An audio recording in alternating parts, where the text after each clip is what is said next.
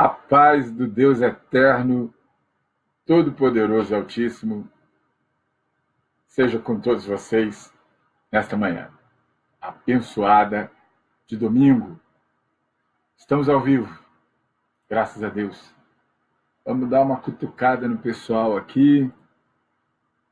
TT, Missionário Carlos Alberto, Maria Angélica, Silvana, vamos ver aqui, Marcos Aguiar, minha filha, minha princesa. Vamos ver quem mais aqui. Quem entrou aqui? Ângela Pimentel, Dona Regina, Cleusa, Vaneuza, Pastor Sérgio, Tia Célia, quem mais? Pastor Lucimar, Valéria Maravazzi, a prima Patrícia, quem mais? Anderson, meu primo Lourenço, Eni, quem mais? Essa aqui eu tenho chamado, mas quem mais aqui? Betinho, quem mais aqui? Não tem visto também. Vamos ver quem mais aqui que a gente pode dar uma cutucada aqui. Vamos ver aqui. Albertinho também. Quem mais aqui? Chay, Cristiane. Vamos ver aqui mais. Vamos ver aqui. Gente, estamos fazendo chamada aqui para ver se o pessoal acorda. Estamos aqui só com 2 minutinhos. Para ver se a gente consegue acordar esse pessoal aí. Fátima Desidério, Pastora Elza, Ilcileia, Márcio Constantino. Quem mais aqui? Deixa eu ver. Érica do Vale, Pastor Wilson, Edilene Juvenal, Belinete, Elisângela, não tem visto. Emanuel, quem mais? Estamos aqui 3 minutinhos. Manuel França, Valéria, quem mais? Hoje nós vamos falar da segunda parte daquele estudo etimológico sobre a disciplina do servo. Como é importante, por que o servo deve ser disciplinado. Os Carlos Felipe, quem mais aqui? Paulinho Fontes, Rafael, Pastor Wagner, vamos ver aqui, Aldolanda, G. Adal, não tenho visto, não tenho assistido, Geisa, Pastor Ivanir, vou ver mais quem, Ralph, Carlinho, o que mais aqui? Meu primo, quem mais? Deixa eu ver aqui, Josane, Leandra, Jane Lopes. Nós estamos com 4 minutinhos.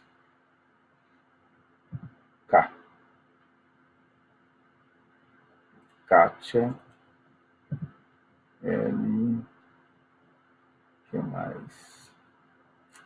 Luciene, Lucilene, Roberto, Rafael, sempre Rafa. N.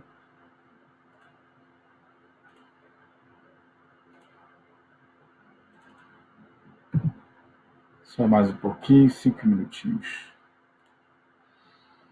Nalva. Vamos lá, pessoal. Vamos acordar. Nilma.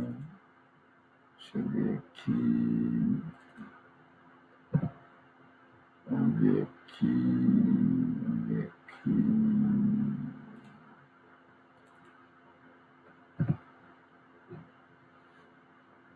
Eu chamei aqui, pastora Valéria.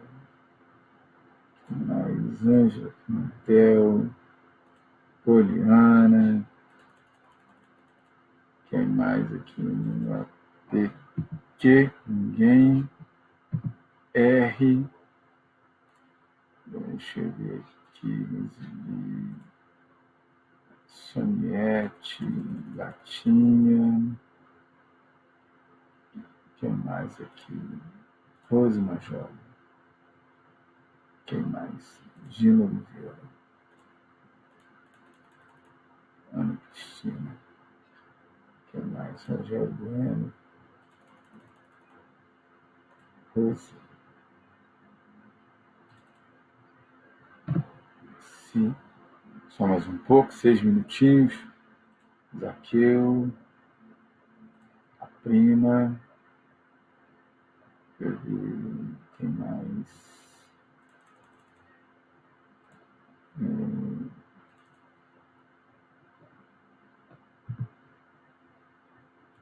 Tânia, Wanderson, Leila, Marco Antônio, Thiago, sangue bom. Concluímos. Chamado. Bom dia, Ângela. Bom dia, minha amiga. A paz do Eterno seja contigo, minha amiga. Nós temos hoje aqui um dia bonito, né? Dia de sol. Estamos hoje com uma Juiz de Fora, florida. E eu preocupado ontem. Taninha, a paz do Eterno esteja com você, Taninha. Tudo bem? Como é que tá a filhota aqui? Tá por aqui em Juiz de Fora? Tá estudando direitinho? Eu te falei, Tânia, se a Mila precisar de qualquer coisa que ela precise, pode falar para ela nos procurar aqui no condomínio, tá bom? Que ela precisar, tá? Essa aí a gente viu, ó, bebezinha. Glórias a Deus por isso, viu, Taninha? Nós amamos muito vocês. Ângela Pimentel está devendo aquela visita lá na minha igreja, né, Ângela? Né? Aquela promessa que eu vou lá visitar qualquer dia desse. Está devendo aquela visita. Mas amém, minha filha. O dia que o Senhor tocar no seu coração ali, você é bem-vinda lá, com certeza. Presbiteriana da Gema vai parar numa quadrangular quando? Estamos com 8 minutos e 33, né? Deixa eu ver quem mais estamos aqui. O pessoal está chegando. Está entrando aqui. Domingão, 11h30. Está todo mundo acordando. Né? Só esse pastor aqui que está desde 4 horas aceso, já subi monte, já desci. Eita glória! Isso é muito bom. Isso é muito bom. Daqui a pouco o pessoal está entrando aí e a gente vai comentar sobre a primeira carta de Paulo a Timóteo. As cartas chamadas cartas pastorais. 1ª e 2ª Timóteo e Tito são as cartas de um conteúdo teológico pastoral muito grande, onde a preocupação do apóstolo com a liderança, com os líderes, a preocupação do apóstolo com o comportamento, a qualificação da liderança, o comportamento dos membros, o comportamento do servo.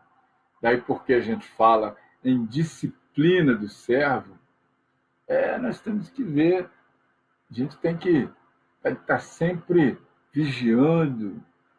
E nós falávamos ontem a respeito do relacionamento com Deus, que a nossa salvação é uma vida diária de relacionamento com Deus. E nós temos nos convencido cada dia, cada vez mais, o Espírito Santo de Deus tem trazido esse convencimento muito forte, porque na época lá do século I até o século IV, vamos dizer assim, vamos colocar ali do ano 40, depois que o Senhor voltou, porque Jesus morre, ressuscita no terceiro dia, tudo isso no ano 33.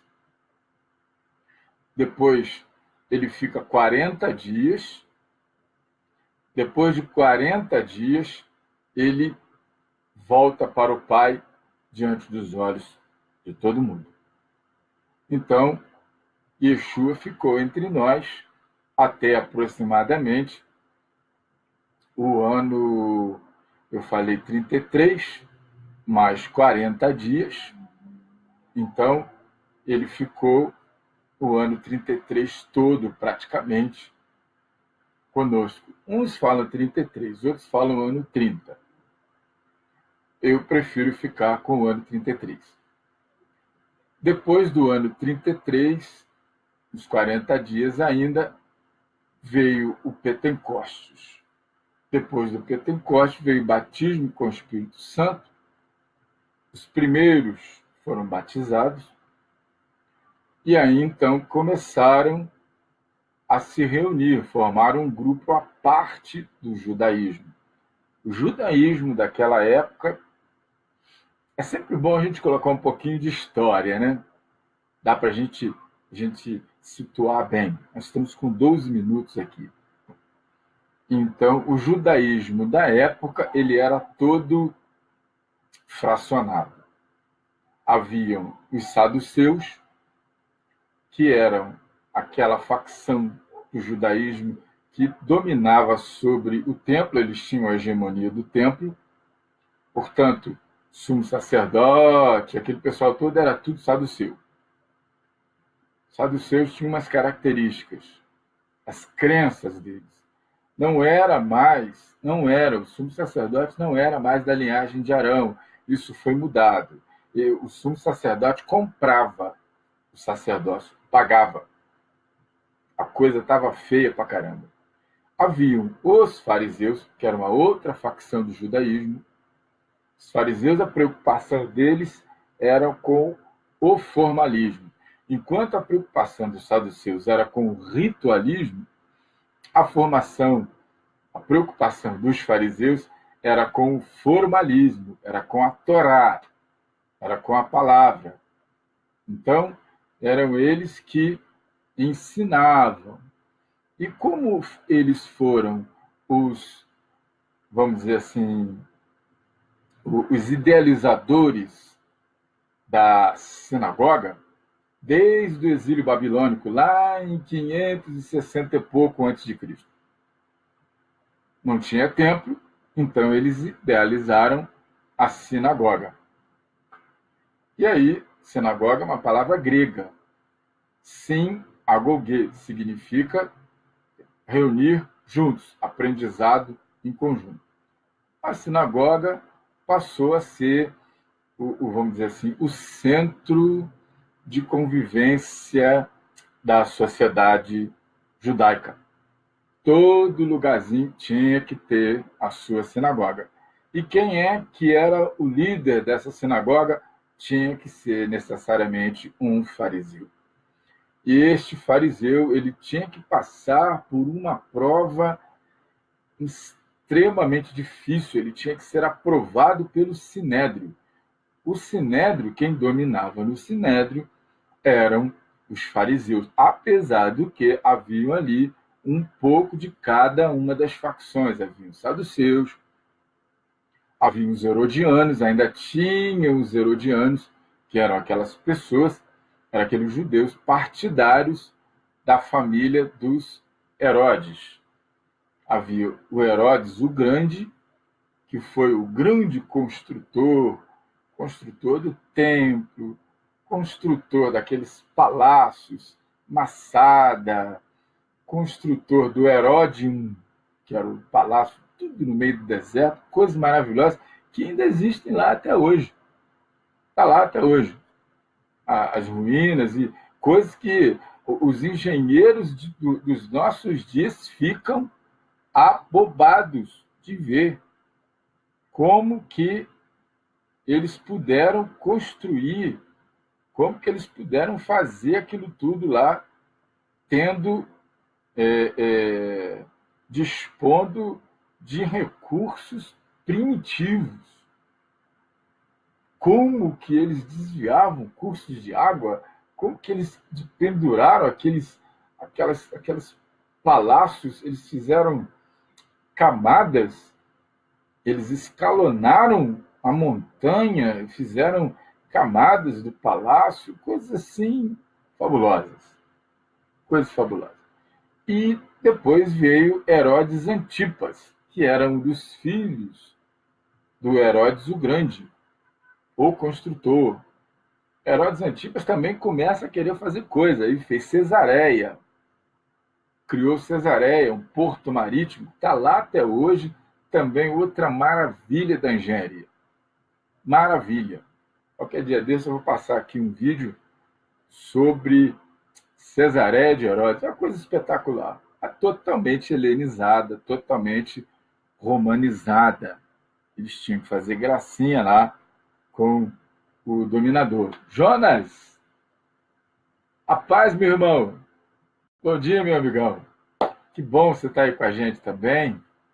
Jonas está aí conosco também. Aos pouquinhos, o pessoal vai se chegando. Estamos com 17 minutos. Então, estamos fazendo essa pequena introdução. E lá pelo ano 35 é que vai acontecer, então,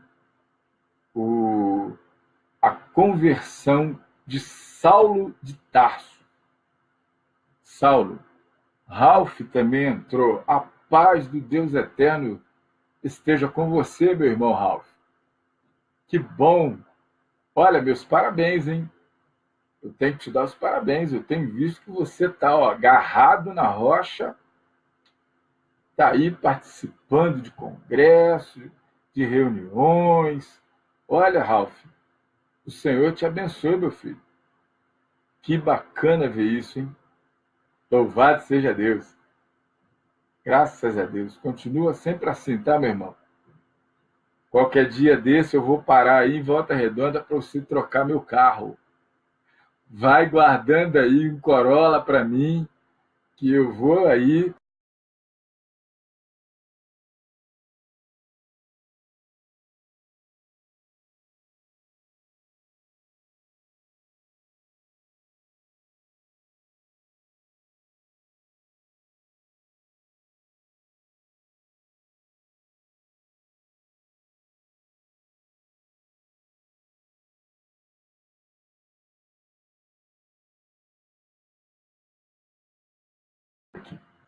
Pronto. Fecha a porta aqui, aí corta um pouco, senão acaba ficando fraco.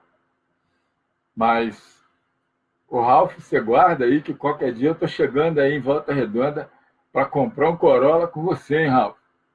Trocar meu carro aí contigo. Glórias a Deus. Grande Ralph. Tia Marilza, eu convidei Tia Marilza para assistir com a gente aqui. Estamos com 19 minutos e não sei se a Tia Marilza tem acesso. Eu acho que tem. Mas, de qualquer maneira, Ralph, dá um beijão no coração, tio Paulinho, tia Marilza, tá? Eu amo esses dois. Amo de paixão. Mas então, como eu ia dizendo, no ano 35, o apóstolo Paulo ele tem uma experiência com Deus, ele se converte ao judaísmo, ele se converte a Jesus, já era judeu. Então, a partir daí, começa a caminhada de Paulo. Quando vai chegando no capítulo 28 do livro de Atos, Paulo está preso em prisão domiciliar.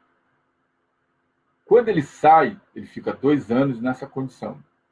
Quando ele sai, então, ele vai escrever, então, as epístolas, chamadas epístolas pastorais. E aí ele escreve 1 Timóteo, primeira carta a Timóteo, a segunda carta a Timóteo, e escreve também a carta para Tito. Por que eram epístolas pastorais? Eram epístolas pastorais porque elas falam do cuidado com o rebanho. Elas falam da qualificação da liderança. Elas falam do comportamento de líderes e comportamento dos servos, dos membros. Então, são epístolas pastorais. Inúmeros conselhos. Palavras-chave dessas cartas são cuidado com a sã doutrina, cuidados espirituais individuais. Fala também fala muito de comportamento, muito mesmo, a respeito de comportamento. E havia, naquela época, já estava tendo o problema da heresia. Problema da heresia porque haviam lá os gnósticos, que eram uma facção do judaísmo que misturava sincretismo, misturava ocultismo com os preceitos judaicos, misturava, fazia uma coisa mística, uma coisa maluca, e isso acaba tendo uma semelhança com a nossa época, porque na nossa época também tem acontecido muito isso. Algumas denominações cristãs estão se envolvendo com misticismo, com sincretismo. O que é sincretismo, irmãos? Sincretismo é você pegar coisas de outras religiões, de seitas, e julgar para dentro da liturgia da igreja. Isso que se chama sincretismo. E aí as coisas começam a ficar um pouco confusas na cabeça das pessoas. Deixa eu ver quem entrou. Gatinha. Ô, minha linda. Um beijo no seu coração, minha filha. Rosa Ferreira. Essa mora no meu coração. E a Camila, minha filha, como tá? Eu tenho orado pela saúde da Camila. Tá tudo bem? Tá tudo bem com ela, filha? Eu espero que continue assim.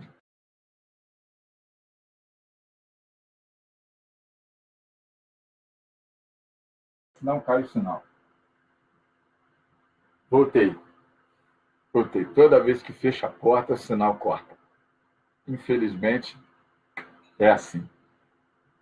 Então, a preocupação de Paulo era justamente isso. E, falando em comportamento, nós falávamos a respeito da disciplina do servo. Estamos com 25 minutos, tá, irmãos?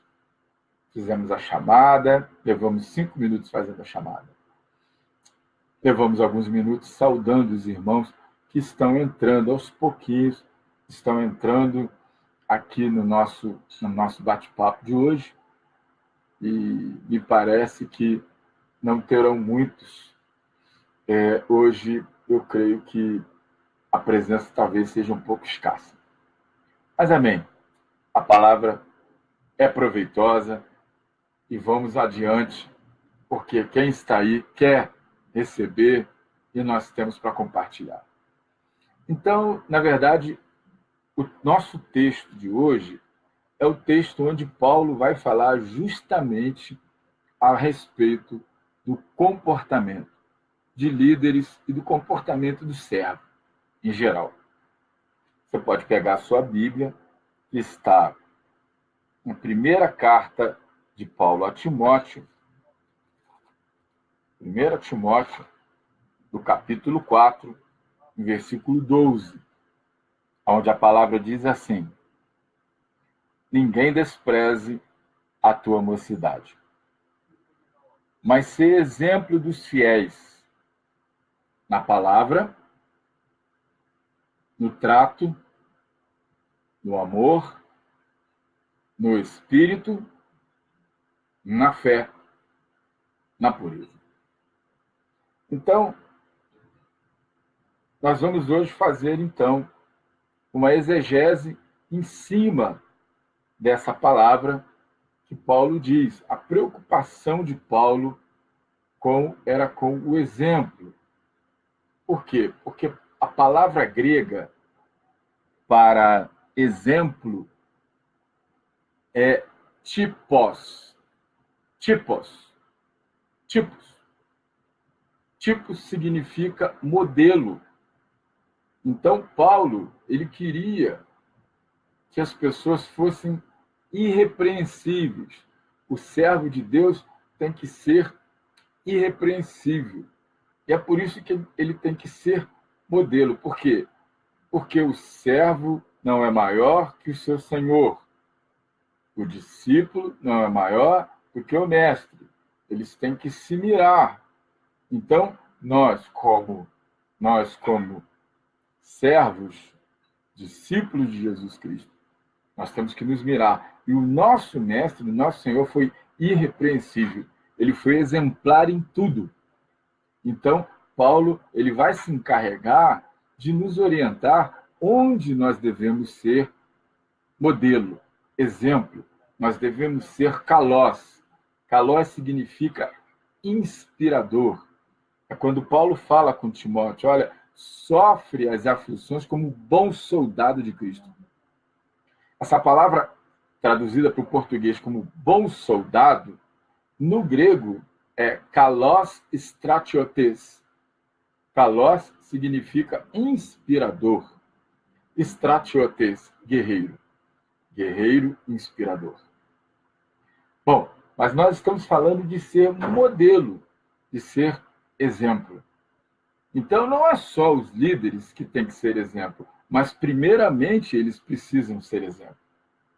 Para que os seus membros, para que as suas ovelhas também sejam exemplos. E aí, a esse respeito, Paulo diz o seguinte: sede meus imitadores, como eu sou de Cristo.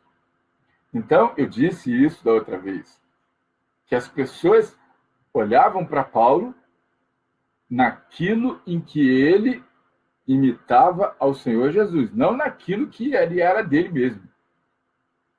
As pessoas se miravam em Paulo naquilo em que ele era exemplo, naquilo em que ele reproduzia a mente de Cristo, o agir de Cristo. Deixa eu ver quem entrou mais aqui. TT, minha amiga TT. Bom dia, TT. Seja bem-vinda, minha irmã. Bom dia, muito bom ter você aqui com a gente. Deixa eu ver quem mais entrou aqui. Não, por enquanto, está seleta a nossa salinha.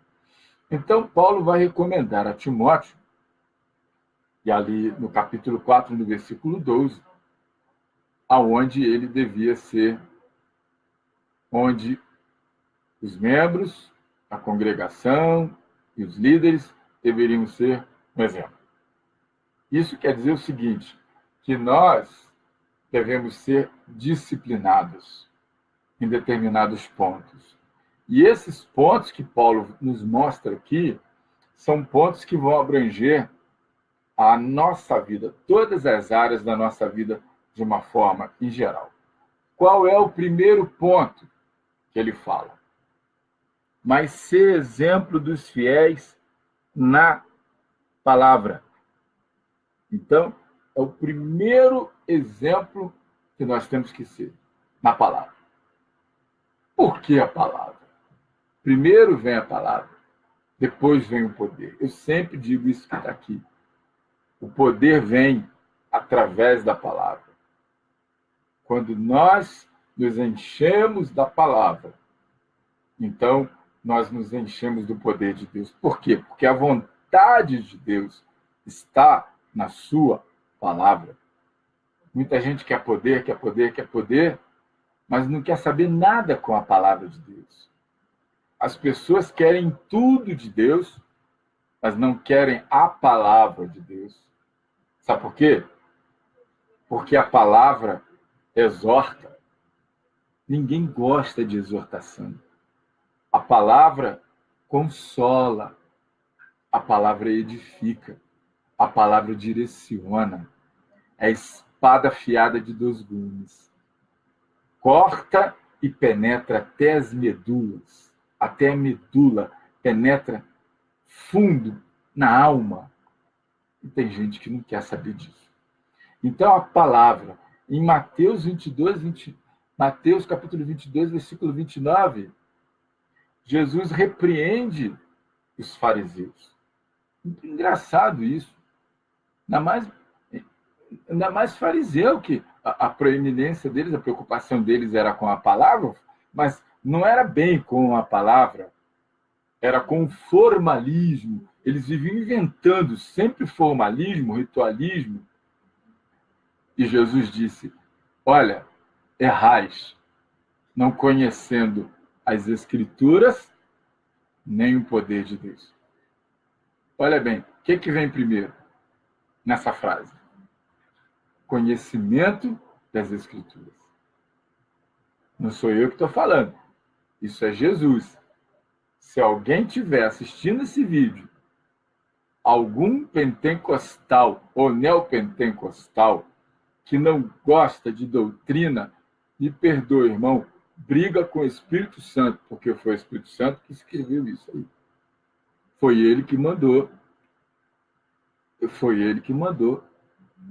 Matitiarro escrever isso aí, Mateus. Então você briga com o Espírito Santo, mas eu estou reproduzindo aquilo que está escrito na palavra. Se você me convencer, à luz das Sagradas Escrituras, que eu estou errado, eu aceito. Mas tem que ser à luz das Escrituras, tá? Foi o que Martinho Lutero falou para o pessoal que queria passar o cerol nele lá. Se vocês me convencerem, à luz das Sagradas Escrituras, que a salvação não é pela graça, então eu me retrato. Se não for assim, eu não mudo uma vírgula do que eu disse. Então, na verdade, primeiro vem a palavra, depois o poder de Deus. Então, o conhecimento vem primeiro, depois o poder.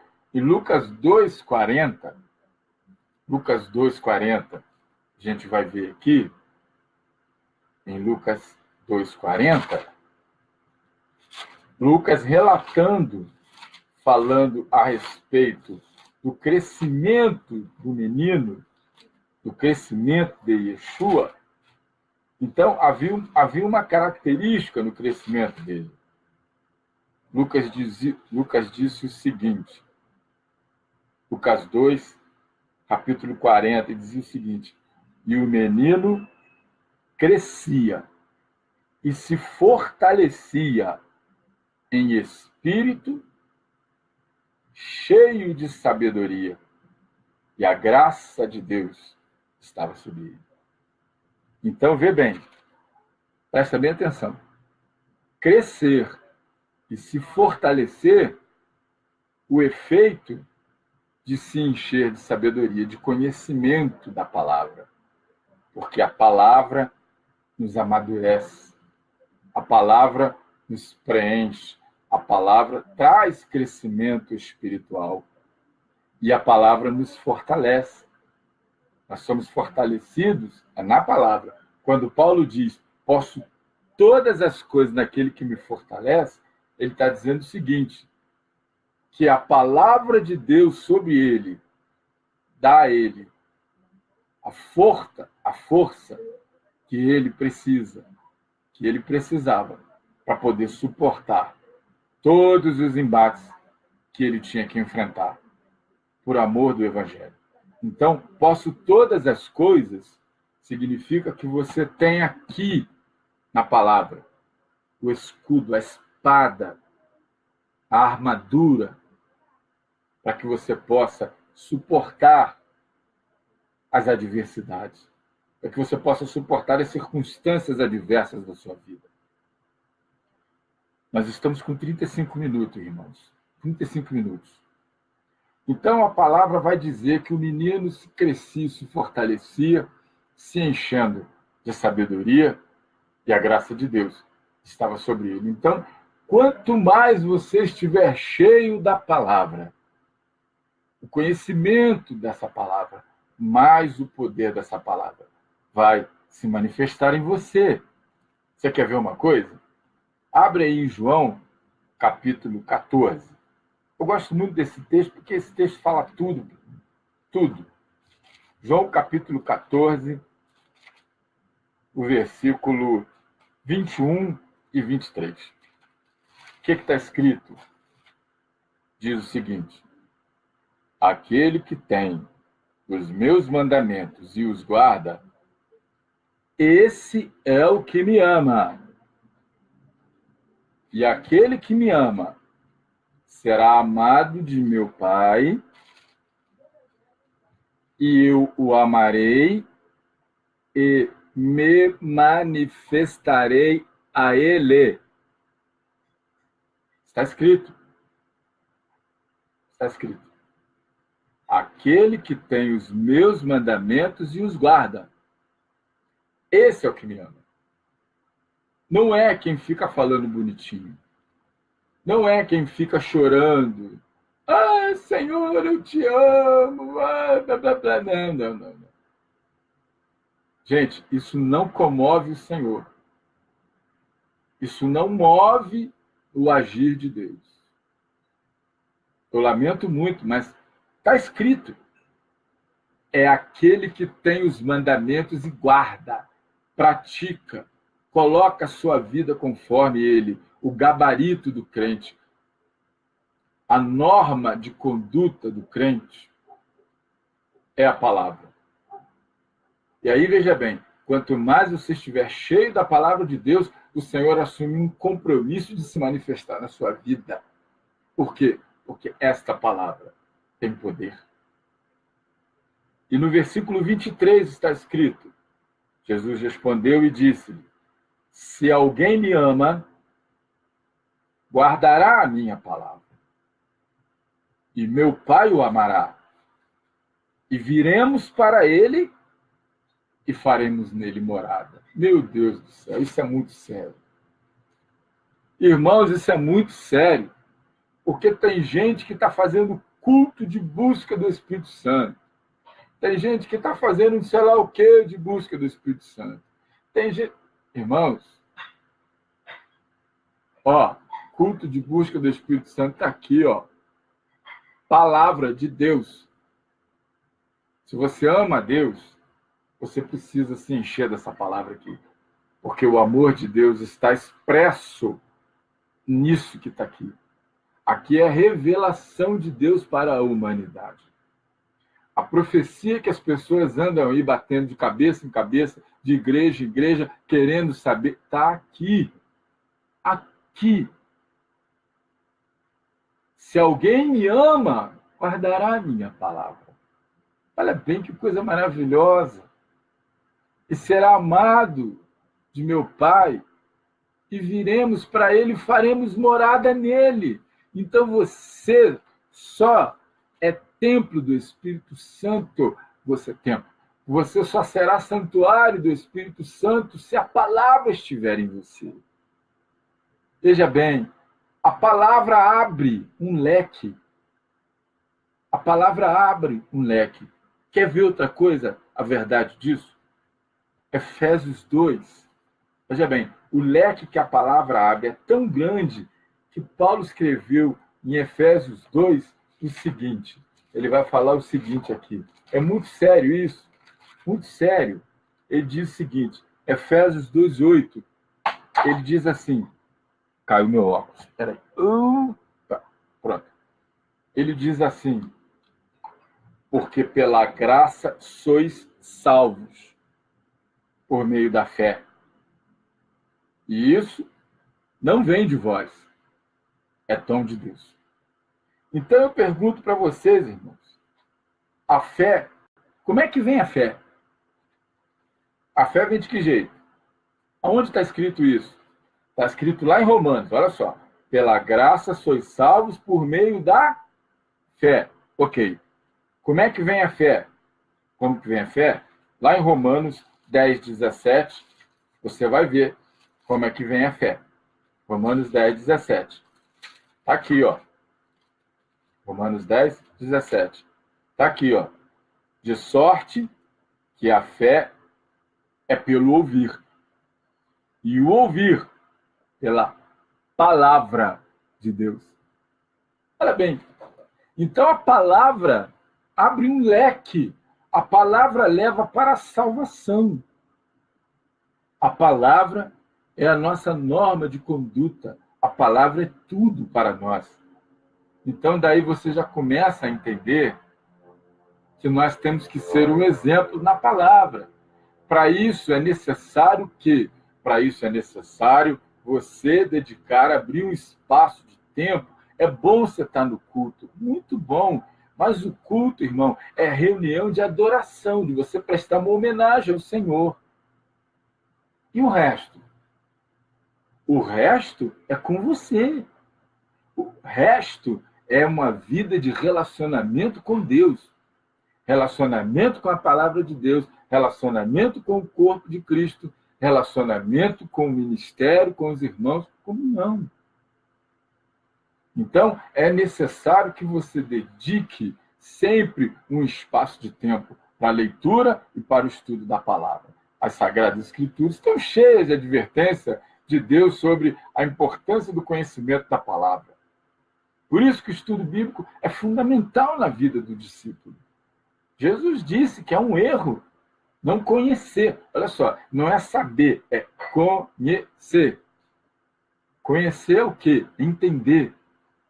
E o povo, Osés disse da parte do Senhor, que o povo estava morrendo porque estava faltando conhecimento. O povo sabia de tudo, sabia dos rituais, mas não conhecia nada.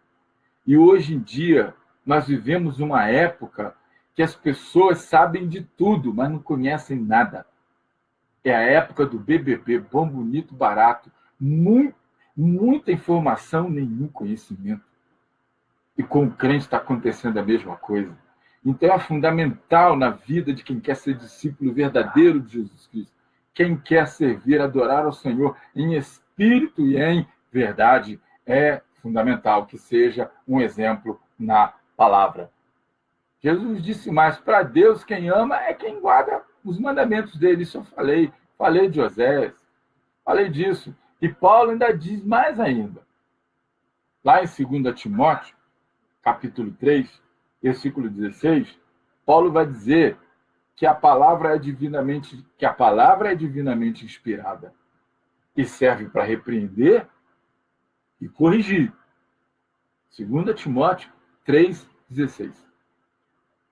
E o livro de Hebreus? O livro de Hebreus nos diz que essa palavra é como espada de dois gumes e ela serve para discernir pensamentos e intenções.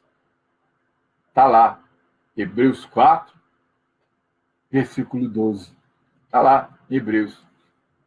A palavra é nossa norma de conduta, até mesmo, irmãos, até mesmo para nós fazermos as boas escolhas das nossas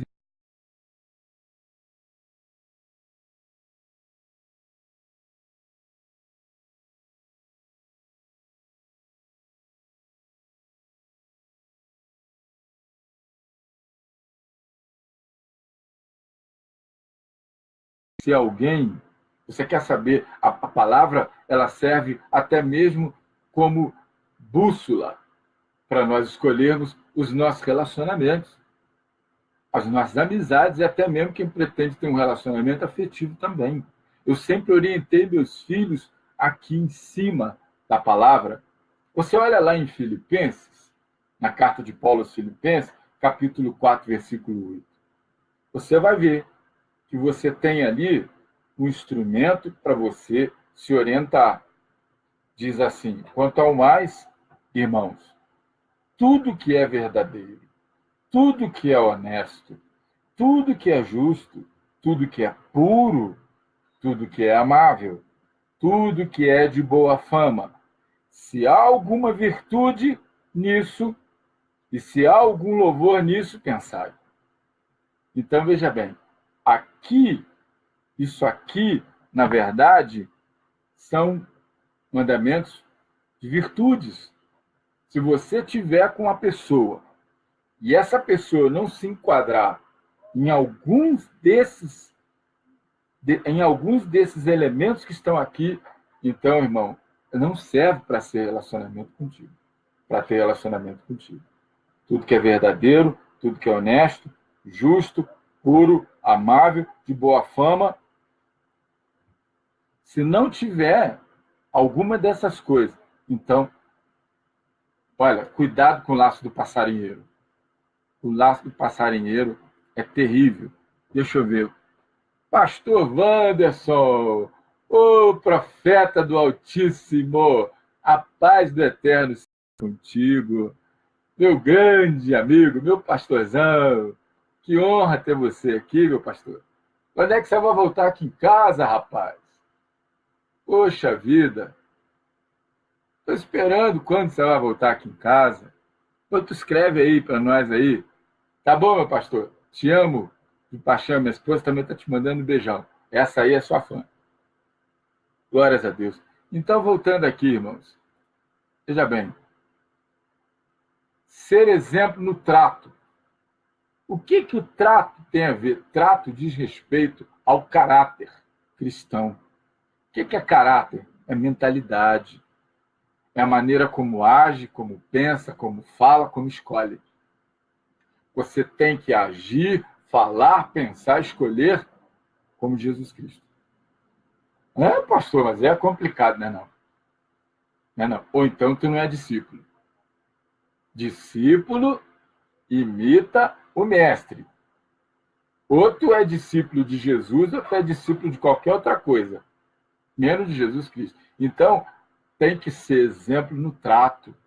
Quando alguém diz que serve a Deus, veja bem, essa pessoa diz, eu sou crente, eu sou cristão, eu sirvo a Deus. Aí ele começa a falar. Vocês começam a escutar, você logo percebe se essa pessoa tem intimidade com a Bíblia, com a palavra de Deus. Você logo percebe. Eu tive conversando com uma pessoa que diz que é crente, é cristão. Ele contou um episódio onde ele recebeu uma bênção. Estou falando aqui para vocês, tá? Em momento nenhum ele usou a palavra o Senhor me deu uma bênção. Em momento nenhum ele deu a glória ao Senhor. Em momento nenhum ele se declarou fiel ao Senhor por essa vitória que ele recebeu. Ele disse, não, eu consegui aí, tive sucesso, eu me esforcei, blá, blá, blá, blá, blá, blá, blá, blá. Aí você vê, sabe o quê? Você vê que ele não tem intimidade. Essa pessoa, irmãos, eu não estou julgando, por favor. Não pensem isso desse pastor. Eu estou simplesmente colocando ele dentro do molde da Bíblia, da palavra. Eu estou botando ele dentro do esquadro. Se não encaixar, não é, irmão. Não tem jeito. Então você começa a perceber se essa pessoa lê a palavra, o modo como ela fala. Exemplo, em Mateus 26, 73, quando Jesus estava sendo interrogado, Jesus estava lá sendo interrogado. Tá bom, minha irmã, sua filha chegou, né? Amém. Dá atenção para ela. Isso aí. Mamãe não tem Mamãe não tem jeito, tem que dar atenção para ele. Carlinhos! Fala, meu irmão Carlinhos! Deus abençoe. Muito obrigado, meu irmão, da sua audiência aí, da sua presença aí. Muito obrigado, meu querido. Mas vamos adiante aqui. O Senhor te abençoe, Ângela. Não esquece, vai me visitar lá na Marilândia, hein? Lá nas Esmeraldas. Então, Jesus estava lá preso. Aí o pessoal estava do lado de fora esperando lá o resultado do interrogatório. E aí Pedro conseguiu entrar e ele estava se esquentando num forno. Era comum que lá à noite o frio abaixo de zero. E aí, sabe o que aconteceu? Olharam para ele e falaram assim: escuta, você se veste que nem aquele sujeito. Ele disse: não, eu não. Você andava com ele. Disse: não, eu não conheço. Você fala como eles. Aí ele disse: não sei de tal pessoa. Pedro negou Jesus 3 vezes. Mas observe bem, uma das coisas que ele foi identificado era pelo linguajar, pela forma dele falar. O galo cantou e Pedro caiu numa bruta de uma depressão, porque Jesus tinha falado: olha, antes que o galo cante 3 vezes, tu vai me negar. Antes que o galo cante, tu vai me negar. E isso aconteceu. Ou seja, a mentalidade de Cristo reflete na nossa maneira de viver. E essa mentalidade, quando repercute na nossa vida, ela nos diferencia da mentalidade mundana. Ela diferencia.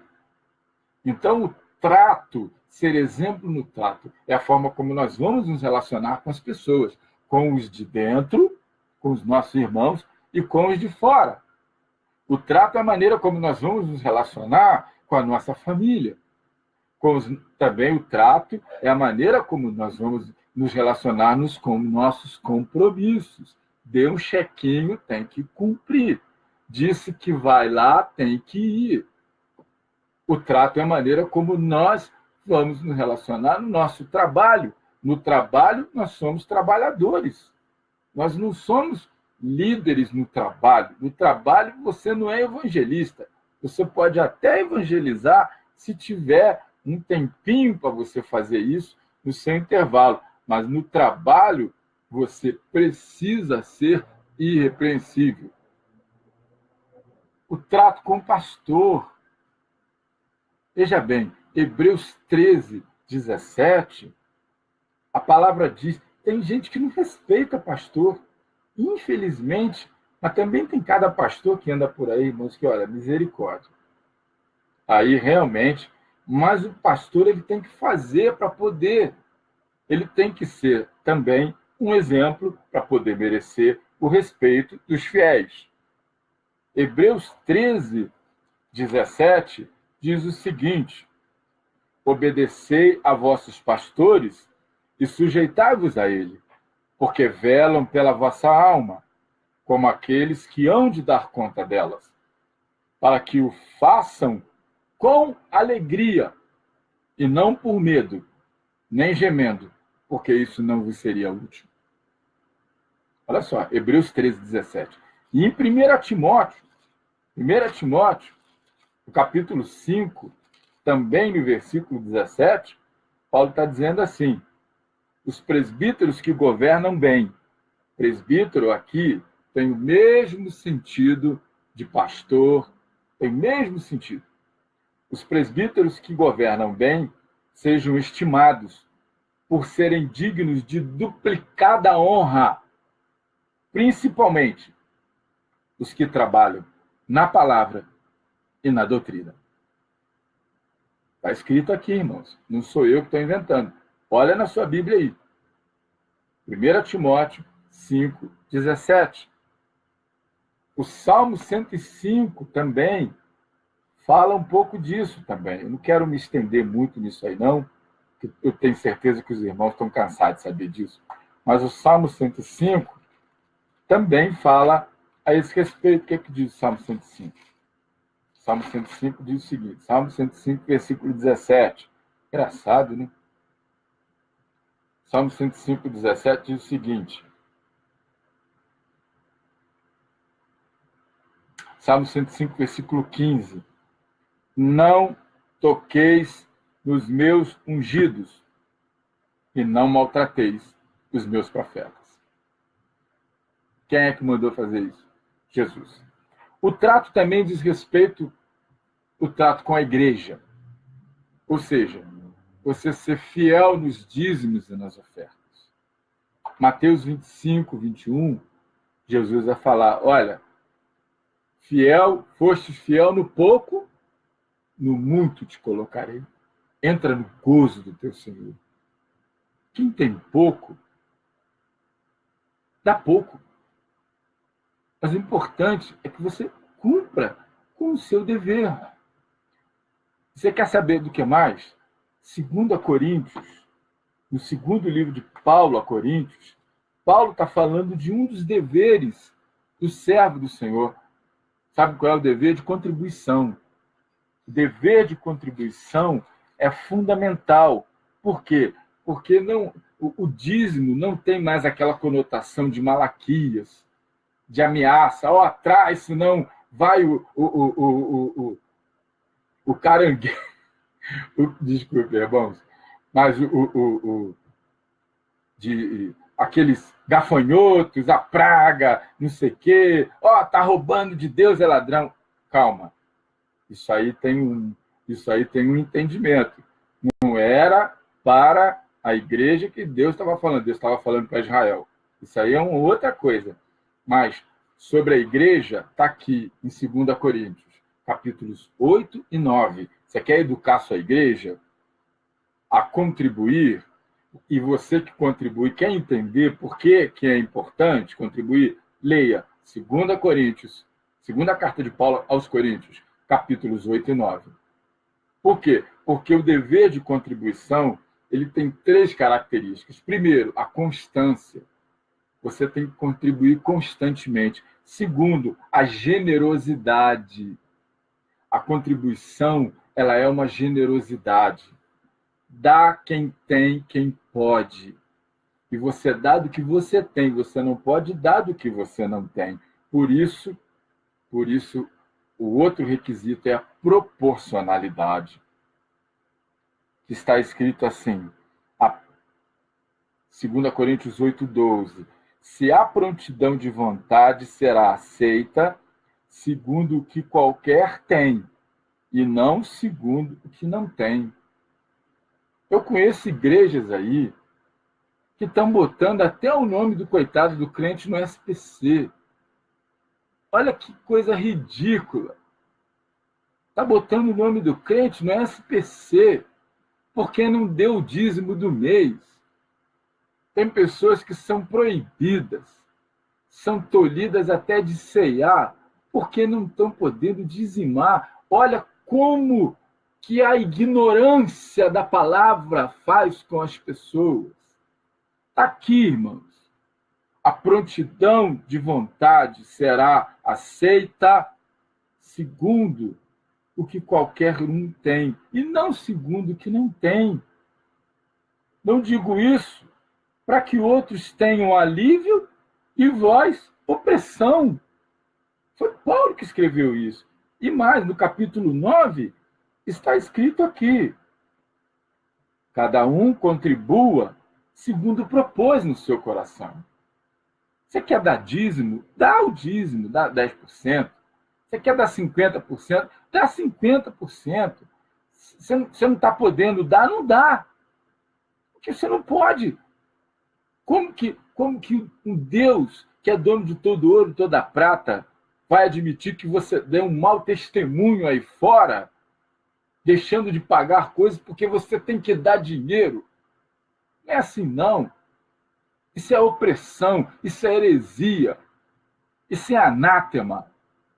Está escrito aqui, 2 Coríntios, capítulo 9, versículo 7, cada um contribua segundo propôs no seu coração, não com tristeza e nem por necessidade, mas com alegria, porque Deus ama aquele que dá com alegria. É a alegria que você dá. Eu estou dando ao Senhor, eu estou devolvendo a Ele, porque eu sei que Ele tem poder para me dar muito mais do que isso, vai me restituir muito mais do que isso. Isso não é nada para Deus. Porque o dízimo, irmãos, a oferta, para mim, é tudo a mesma coisa, se resume em contribuição.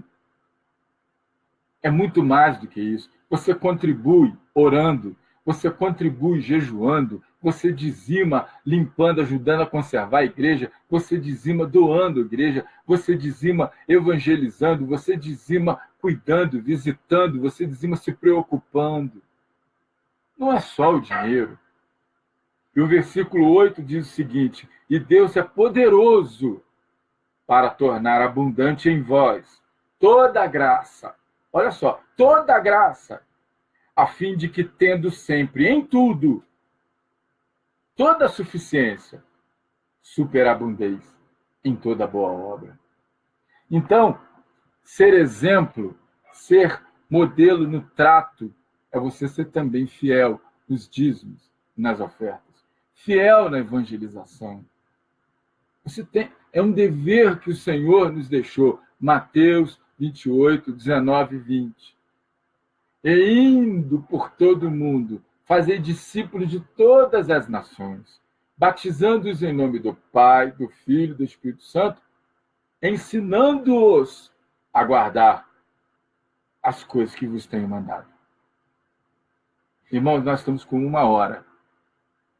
E nós estamos aqui nesse bate-papo muito interessante. E é muito bacana isso, deixa eu ver. Kátia, ô prima, que bom você estar aí, minha prima. Que bom, que bacana. Muito obrigado pela sua audiência. Eu espero que essas palavras também sejam de proveito para a sua vida também, né, prima? Então, ou seja, a evangelização, o pessoal fala, ganhei alma para Jesus, esse negócio de ficar na igreja só pregando, isso não ganha ninguém. Irmão, evangelização é um ato complexo. Ganhar a alma é um ato complexo, é um ato composto de várias coisas. Tem os que vão, eles vão e convidam. Tem os que recebem, tem os que ensinam, tem os que capacitam, preparam e tem os que enviam. Olha bem, é a mão. É a mesma coisa um barco. No barco, você tem o que pilota o barco. O que pilota o barco não é o mesmo que vai jogar a rede. Então você tem aqueles que jogam a rede. Aqueles que jogam a rede não são os mesmos que vão limpar o peixe. E os que limpam o peixe não são os mesmos que vão vender o peixe. Então eu costumo comparar a evangelização com esse barco que vai para o mar para pescar e volta. Cada um tem a sua utilidade, a sua instrumentalidade. Então, não vem com esse papo de que você que vai para o campo é você que ganha alma para Jesus, porque eu conheço muita gente que entra pela porta, enche a igreja de gente e depois sai todo mundo pelo outro lado. Porque não sabe ensinar. Porque não é a sua instrumentalidade. Então, nós precisamos valorizar aqueles que ensinam. Está escrito aqui na palavra. É digno de duplicada honra, principalmente aqueles que trabalham na doutrina. Então, não pode existir diferença também, ser exemplo no trato, não pode ter diferença no nosso discurso, nas nossas atitudes. O discurso tem que ser igual à atitude. Você falou, age como falou. O crente não pode ser um indivíduo mundanizado. Tem crente que fala uma coisa e faz outra. Tem crente que combina uma coisa com você e não cumpre. E pior do que não cumprir, nem te dá satisfação. Veja bem, Mateus 5,37. Ou é sim ou é não. O que passar disso é de procedência maligna. Olha bem. Olha o que a ignorância da palavra faz com a pessoa. Ser exemplo no amor. Irmãos, a questão de amor, quando fala de amor, então, é muito complicado. Sabe por quê? Porque a falta de amor tem sido uma das grandes causas que tem levado as pessoas a saírem das igrejas. Quem diria isso? Vai para dentro da igreja para sofrer opressão. Vai para dentro da igreja para ser objeto de fofoca. Vai para dentro da igreja para ficar sofrendo inveja, aqueles olhares, aquelas coisas ridículas. Isso aí é mundanização, é carnalização. Então, o crente tem que ser exemplo no amor. Fala-se muito e se faz muito pouco, quase nada. Tem gente que pula, roda, fala mistério, entrega a profecia, dentro da igreja, chora, cai, mas dentro de casa é incapaz de perdoar a um parente que errou com ele. É incapaz de perdoar a um irmão que estava passando por um momento infeliz, deu uma derrapada com ele. É incapaz de perdoar. Que amor é esse? Você amar quem te ama, Jesus disse, até os ímpios fazem isso. Que vantagem tem isso? Amar, Jesus deu esse mandamento, ama a teu próximo como a ti mesmo. É você preferir fazer um bem para aquela pessoa da mesma forma que você gostaria que fizesse para você, mesmo sem esperar nadinha em troca. Isso se chama ser exemplo do amor, amar o próximo. Então, eu nem vou mencionar João 14, 21 e 23, porque eu já falei. Jesus nos diz que quem é que ele considera que ama ele verdadeiramente e quem não ama. Está lá. Aquele que tem os meus mandamentos guarda, esse é o que me ama. Aquele que me ama será amado por meu Pai, eu o amarei e me manifestarei a ele. Então, isso é amar a Deus. E aí, ele diz, quem me ama, quem não me ama, não guarda as minhas palavras. Quem não me ama, não guarda as minhas palavras, não observa as minhas palavras. Interessante. Essa palavra que estás ouvindo não é minha, mas do Pai que me enviou. Em 1 Coríntios 13 também, o apóstolo Paulo fala sobre o amor.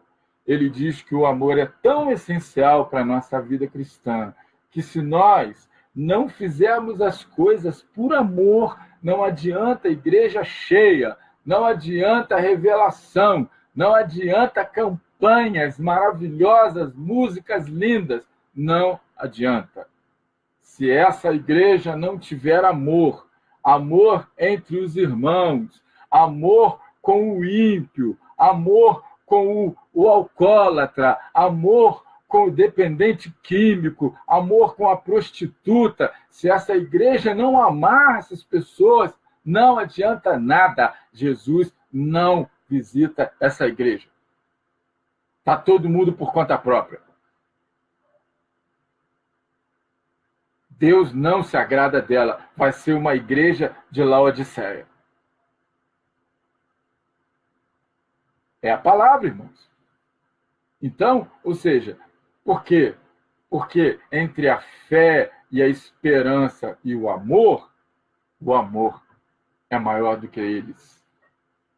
E está escrito lá, ainda que eu falasse a língua dos homens e dos anjos, eu não tivesse amor, eu seria como um metal que soa como um símbolo que retine.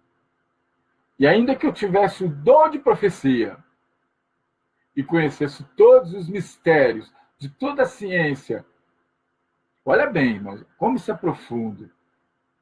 Ainda que eu tivesse toda a fé de maneira tal que eu transportasse os montes, mas se não tivesse amor, eu nada seria.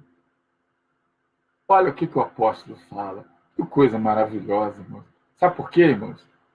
Sabe a resposta disso? Foi por amor que Deus nos deu Jesus. João 3,16. Deus amou o mundo de tal maneira que deu seu Filho Jesus. Deu seu Filho unigênito, para que todo aquele que nele crê não pereça, mas tenha a vida eterna.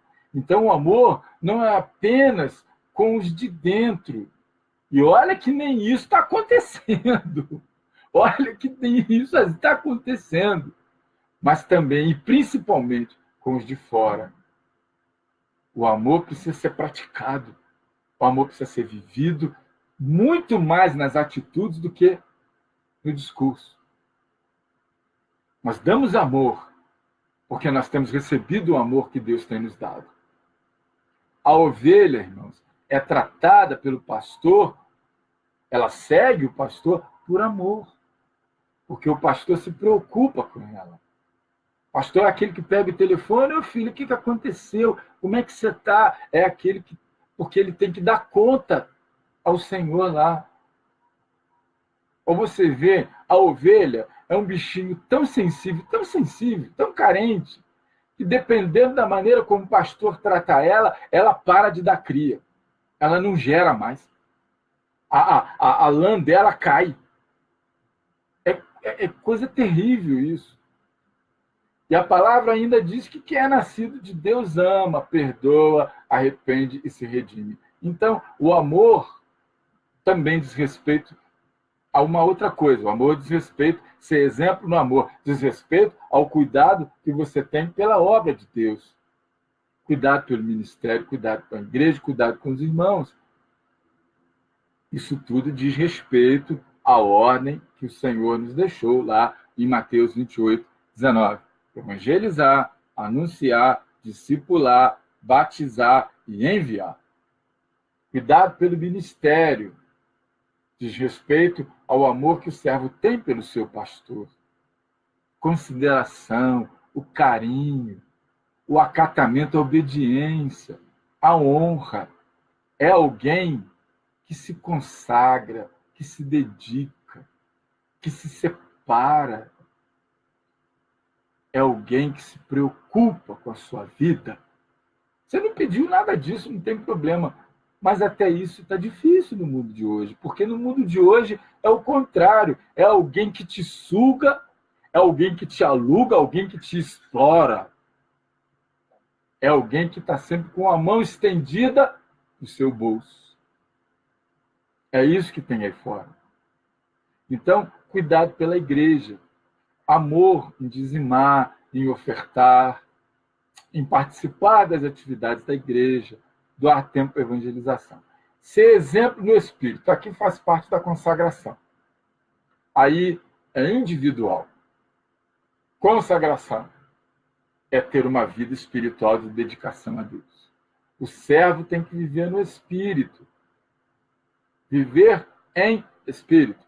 Gálatas 5,16. Gálatas 5,16 diz o quê? Vamos olhar aqui. Gálatas 5,16.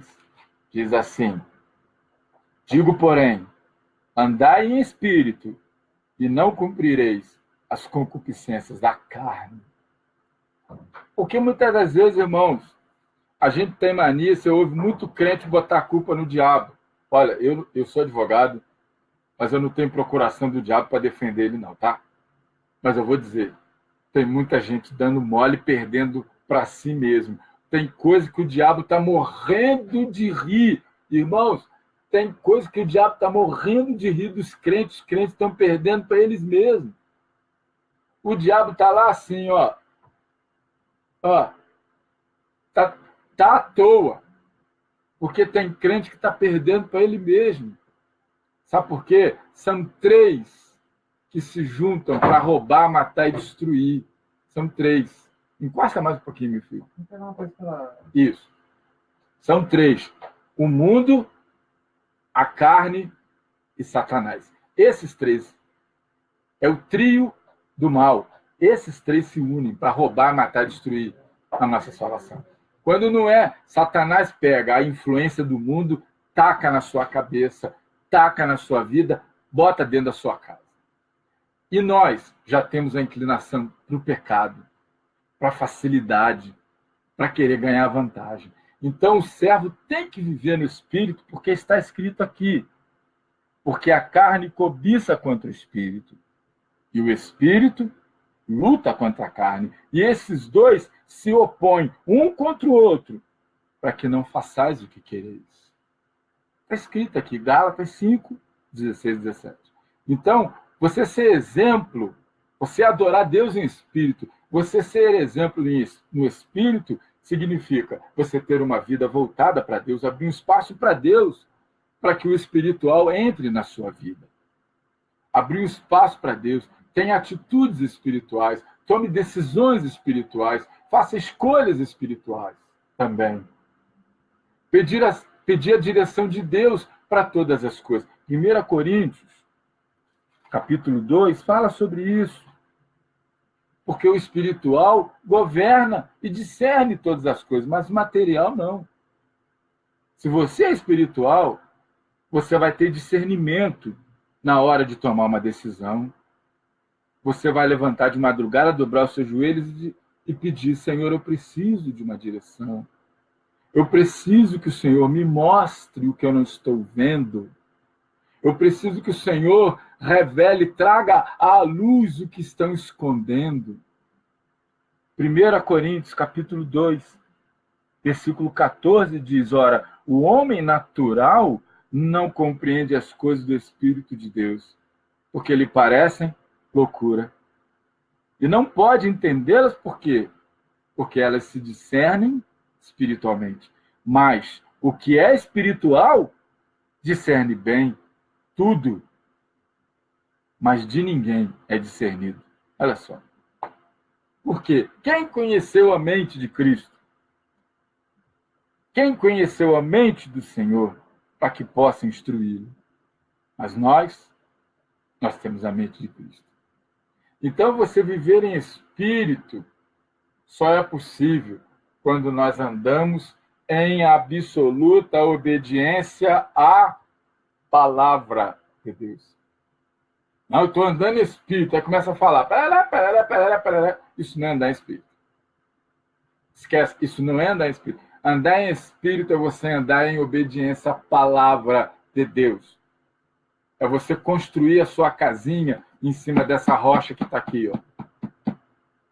A obediência à palavra de Deus, a obediência à palavra de Deus vai nos levar à obediência ao ministério, à comunhão com os irmãos. Não existe vida espiritual na desobediência.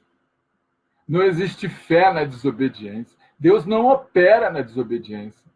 Foi o que Samuel disse para o rei Saul. Porque o obedecer é melhor do que o sacrificar.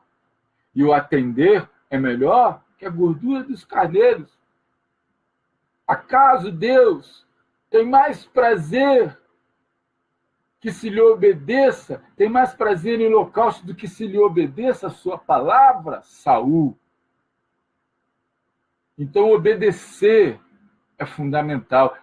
Irmão, só existe salvação enquanto você anda em obediência à palavra do Senhor. Só existe fé enquanto você está em obediência à palavra do Senhor. Só existe andar em espírito enquanto você está em obediência à palavra do Senhor. Sabe por quê? Porque desobediência é inimizade contra Deus.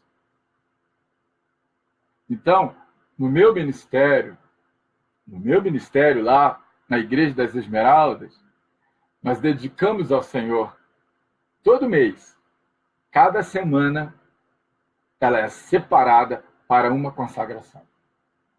Na primeira semana, nós oramos nas madrugadas. Na segunda semana, nós jejuamos. Na terceira semana, nós oramos 3 vezes ao dia.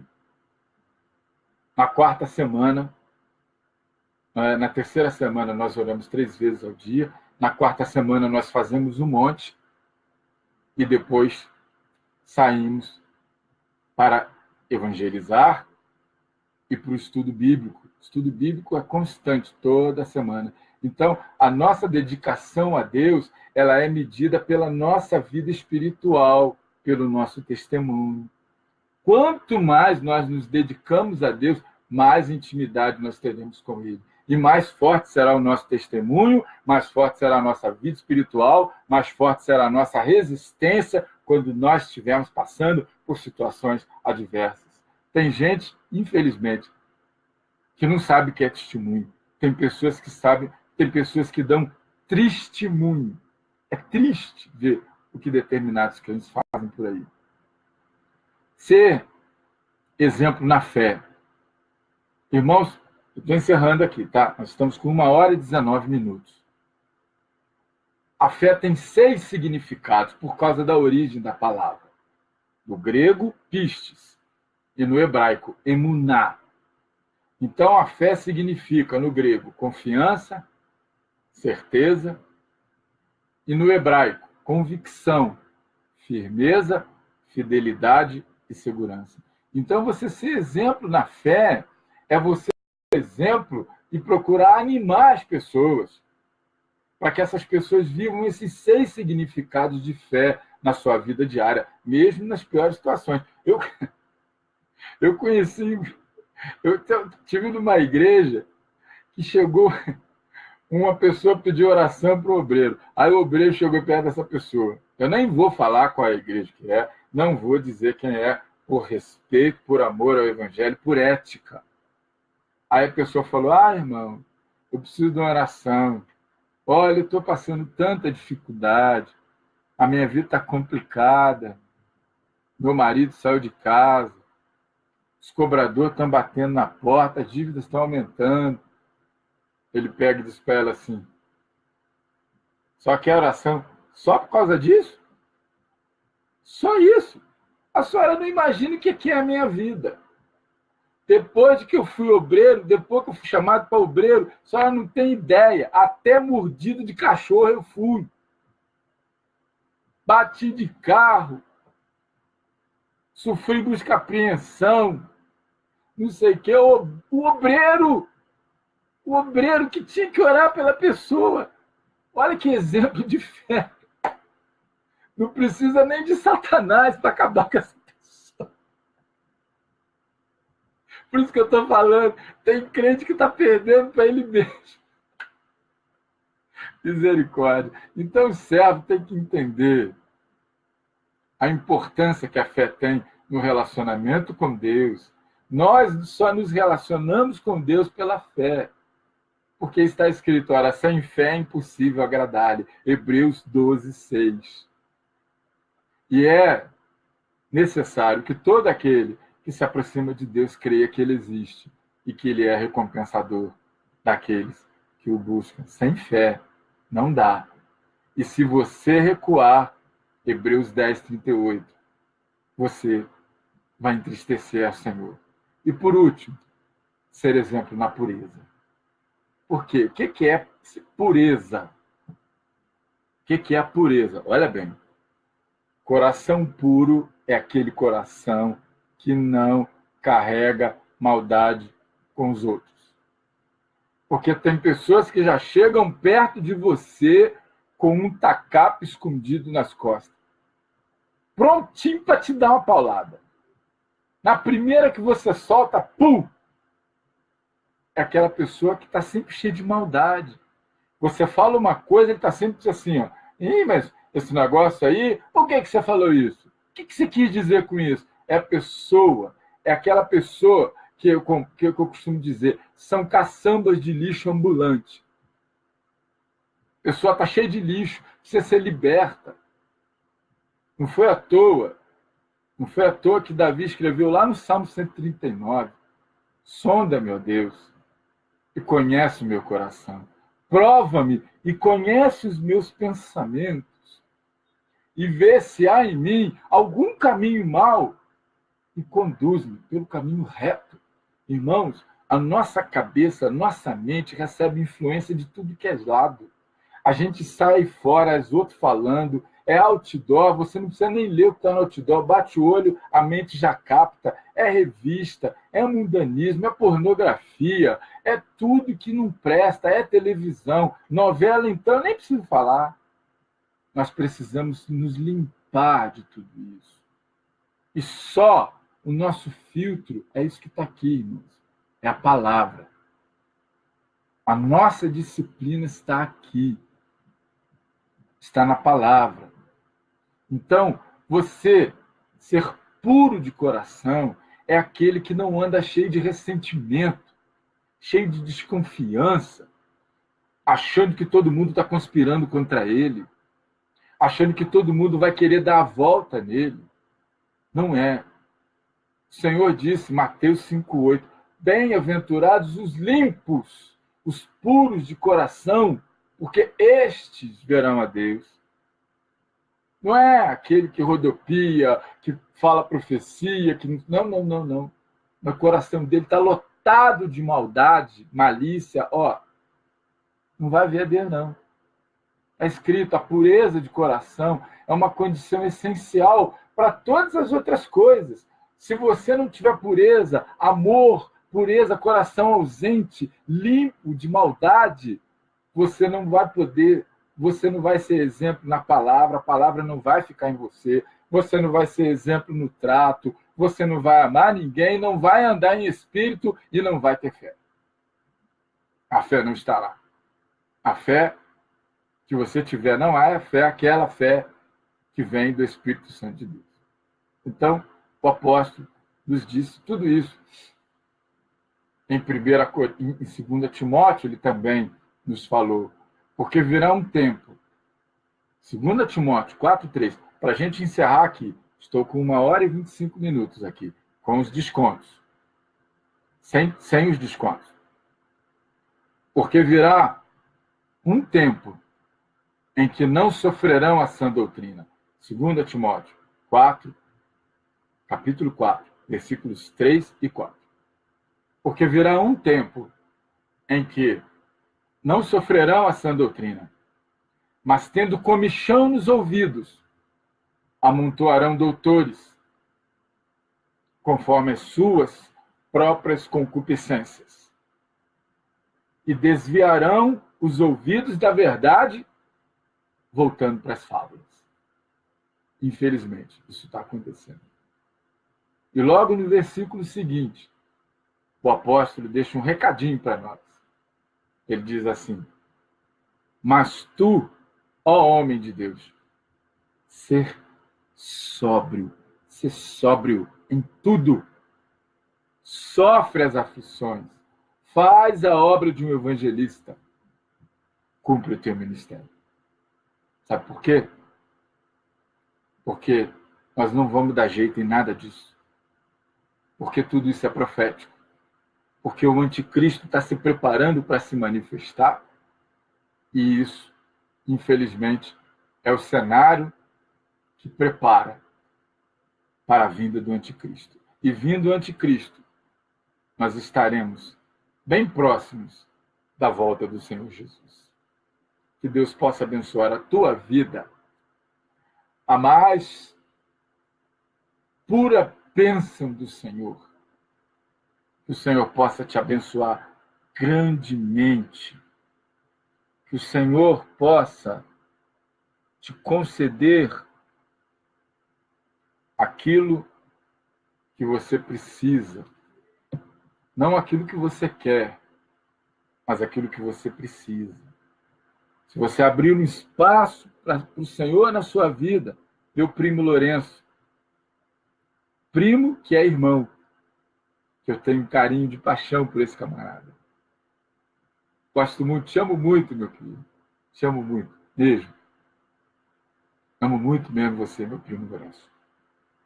Mas, como está escrito, é uma frase que os judeus messiânicos, costumam falar muito. Eles dizem assim: Ani ma'amin, emuná shelemá. Ani ma'amin, emuná shelemá. Eu creio com a mais absoluta convicção. Eu creio com a mais absoluta convicção que Deus vai abençoar a sua vida, que Deus fortalecerá a sua mente, que Deus vai conceder a sua misericórdia, e concedendo a sua misericórdia para você, que você possa guardar esta palavra no seu coração. Se esta palavra faz sentido para você, se essa palavra fez sentido para você no dia de hoje, se ela te acrescentou alguma coisa, eu já estou recompensado. Eu já estou remunerado. E eu glorifico o nome do Senhor Deus Todo-Poderoso pela tua presença. Meu muito obrigado a todos vocês. Sábado que vem, nós teremos mais uma palavra aqui de doutrina bíblica básica. Mas eu espero de todo o meu coração que essas palavras tenham entrado aí no seu coração, que essas palavras de alguma forma tenham encontrado um espaço aí no seu coração. Muito obrigado a vocês. Obrigado, pastor Wanderson, pela sua honra de estar aí nos assistindo. Muito obrigado de coração. Obrigado a você, Ralph. Obrigado, Anderson. Você que está aí com a gente também. Minha querida irmã Valéria Malavaz, muito obrigado. Dá um abração no meu amigão aí, pastor Juarez Malavaz. Um abração nele. Muito obrigado pela honra que vocês me deram no dia de hoje. Eu quero orar pela sua vida agora, se você me permitir. Feche seus olhos aí, curva a sua cabeça. Senhor, meu Deus e meu Pai Celestial, Deus Altíssimo, Eterno e Todo-Poderoso. Deus de Abraão, Deus de Isaac, Deus de Israel. Eu te agradeço, Senhor, em nome do Senhor Jesus de Nazaré, o Messias, o Cristo, nosso Senhor, nosso Salvador. Te agradeço pela vida de cada um desses irmãos que dedicaram o seu tempo para ouvirem essas palavras, que não são minhas, Senhor, são tuas. Meu Pai, eu te peço que esta semana que vai começar, o Senhor esteja abençoando, o Senhor esteja derramando a tua bererá sobre cada um deles, a tua bênção, Senhor. Que o Senhor esteja abrindo portas, que o Senhor esteja livrando de todo mal.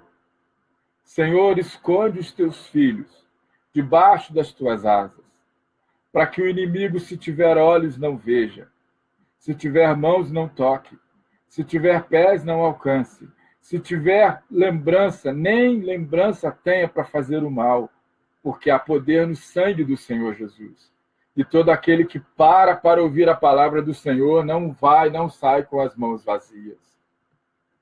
Eu te peço, Senhor, como está escrito, praga alguma chegará à tua tenda, aleluia. Que o Senhor esteja abençoando os lares que estão representados aqui. Que o Senhor esteja abençoando a profissão de cada qual. Que o Senhor esteja abrindo portas, entrando com providências, derramando da tua graça, da tua misericórdia. Restaurando quem precisa ser restaurado. Animando quem está desanimado. Trazendo esperança para aqueles que estão desanimados, levantando o caído, animando, dando forças ao abatido.